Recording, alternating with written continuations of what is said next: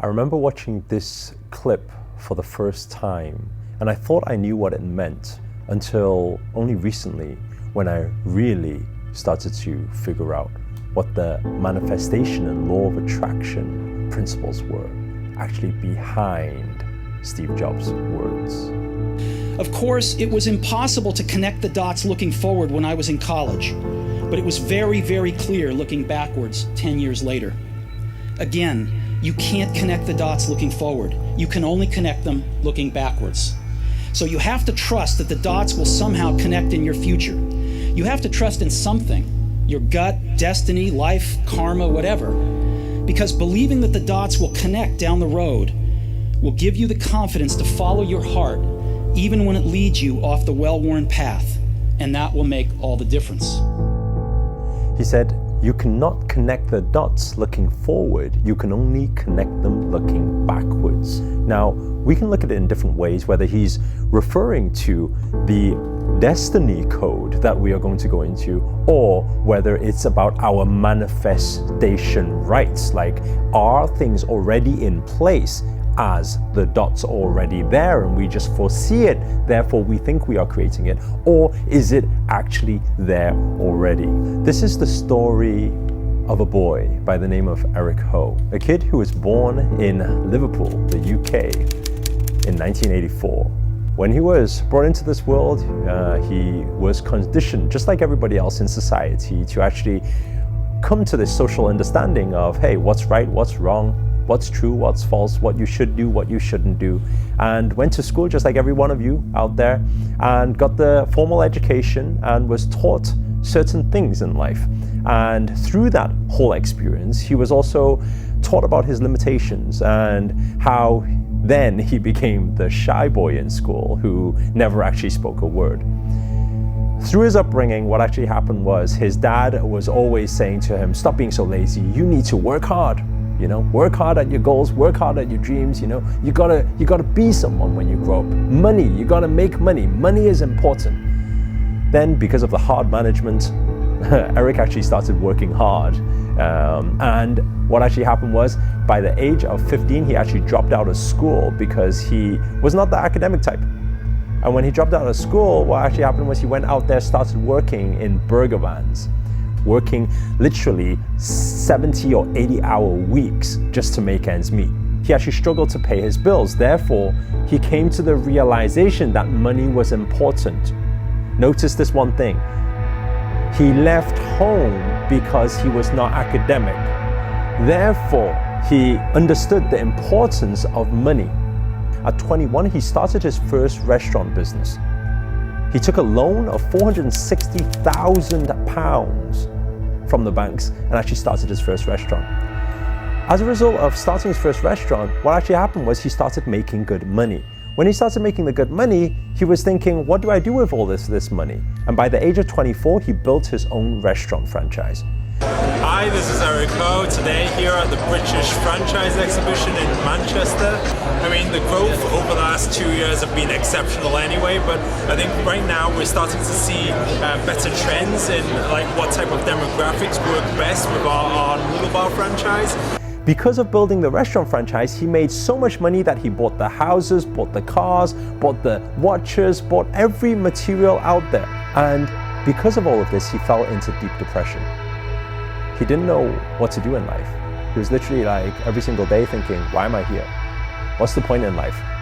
What is the point in making so much money? Why do we do what we do? Which is a question which most people will ask out there.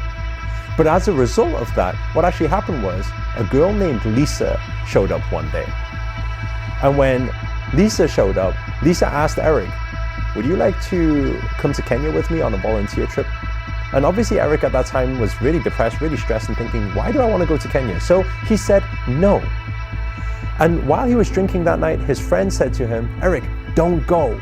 And Eric said, why?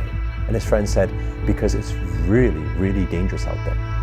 Because Eric didn't even want to live anymore, what actually happened was he said, and called up Lisa straight away and said, Lisa, I'm coming with you, because he thought that would be his way to actually escape this world. That's how much depression he was in. What he didn't realize was the moment he was to arrive in Kenya, he was to see the kids with no food, no clothes, no education, and therefore he decided to take his money and help the kids, where he built his non-profit organization, Age Giving. Since starting the orphanage last year, we started off with taking in 63 orphans, and to now we have actually doubled, and we have 118 orphans in our orphanage. Since the start of setting up the Yo-Yo Mission Orphanage last year, we've encountered a lot of problems, from losing our first piece of land to the theft of money and even losing some of our children. It's been a very emotional process, but the thing we have not let go of is that vision. While helping hundreds of kids provide that school, provide the home, provide the education for them and the medication for them, and giving them the chance of life, what actually happened was he was asked to speak at an event in London when he was the person who had the biggest fear of public speaking. He didn't know how to do it. But you know what? He accidentally said yes. This is another dot connected. As a result of that year, Eric spoke at 72 events. And at one of the events, what actually happened was there was this girl named Sia Howard.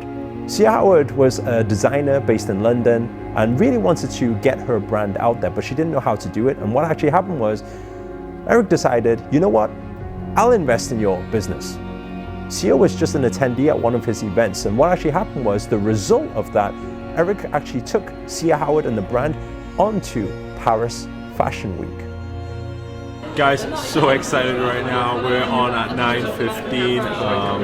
Like so much work the last few months have gone into just these few minutes on the runway, so it's really exciting. Following this whole experience, Eric was actually featured with the Sia Howard brand in Vogue magazine.